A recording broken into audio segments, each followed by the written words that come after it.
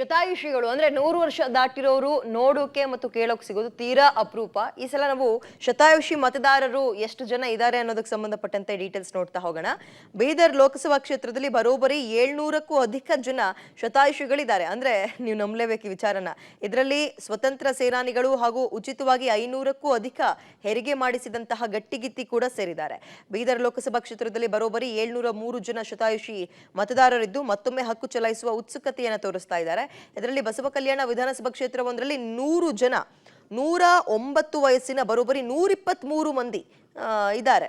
ಇನ್ನುಳಿದಂತೆ ಹುಮ್ನಾಬಾದ್ನಲ್ಲಿ 103 ಜನ, ಬೀದರ್ ದಕ್ಷಿಣದಲ್ಲಿ 72 ಜನ ಶತಾಯುಷಿಗಳು, ಹಾಗೆ ಬೀದರ್ನಲ್ಲಿ 47 ಜನ, ಭಾಲ್ಕಿಯಲ್ಲಿ 82, ಔರಾದ್ನಲ್ಲಿ 76, ಚಿಂಚೋಳಿಯಲ್ಲಿ 94 ಹಾಗೂ ಆಳಂದದಲ್ಲಿ 101 ಸಂಖ್ಯೆಯಲ್ಲಿ ಶತಾಯುಷಿ ಮತದಾರರಿದ್ದಾರೆ. ಬೀದರ್ ಲೋಕಸಭಾ ಕ್ಷೇತ್ರದಲ್ಲಿರುವ 703 ಜನ ಶತಾಯುಷಿ ಮತದಾರರಲ್ಲಿ ಗಮನ ಸೆಳೀತಾ ಇರುವಂತದ್ದು ಭಾಲ್ಕಿ ತಾಲೂಕಿನ ಕಪ್ಲಾಪುರ ಗ್ರಾಮದ 110 ವರ್ಷದ ಸೂಲಗಿತ್ತಿ ಲಕ್ಷ್ಮೀಬಾಯಿ ಕೂಡ ಇದ್ದಾರೆ. ಸ್ವತಂತ್ರ ಸೇನಾನಿ, ಮತ್ತೊಂದು ಕಡೆ ಕೈ ಅಭ್ಯರ್ಥಿ ಸಾಗರ್ ಖಂಡ್ರೆ ಅವರ ತಾತ ಭೀಮಣ್ಣ ಖಂಡ್ರೆ ಕೂಡ ಶತಾಯುಷಿ. 102 ವರ್ಷ ತುಂಬಿರುವ ಭೀಮಣ್ಣ ಖಂಡ್ರೆ ಅವರು ಯುವ ಮತದಾರರಿಗೆ ನಿಜಕ್ಕೂ ಮಾದರಿ.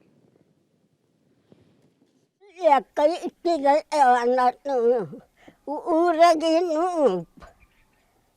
ಎಲ್ಲ ಜನ ನಿಂತು ಒಂದೊಳಗೆ ಹೋಗೋದು ಮಾತಾಡೋದು. ವಯಸ್ಸು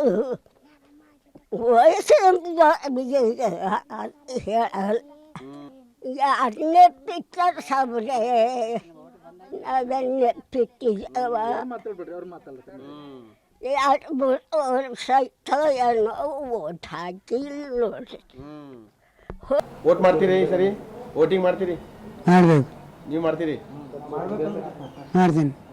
ನಮ್ಗೆ ಸಾಗರ ನಿಂತಾರೆ, ಅದೊಂದು ಪ್ರಚಂಡ ಶಕ್ತಿ ಇದೆ. ಸ್ವತಂತ್ರ ಕಾಲದ ಏನು ವಿಚಾರ ಇದ್ದು ಇವತ್ತು ಅದೇ ವಿಚಾರ. ಸ್ವತಂತ್ರ ಕಾಲದ ಯಾವ ಪ್ರಕಾರ ಪ್ರಜಾಕಾರ ವಿರುದ್ಧ ಅದನ್ನು ಮಾಡಿ ಯುವ ಸಂಘಟನಾ ಬಗ್ಗೆ ಏನು ವಿಚಾರ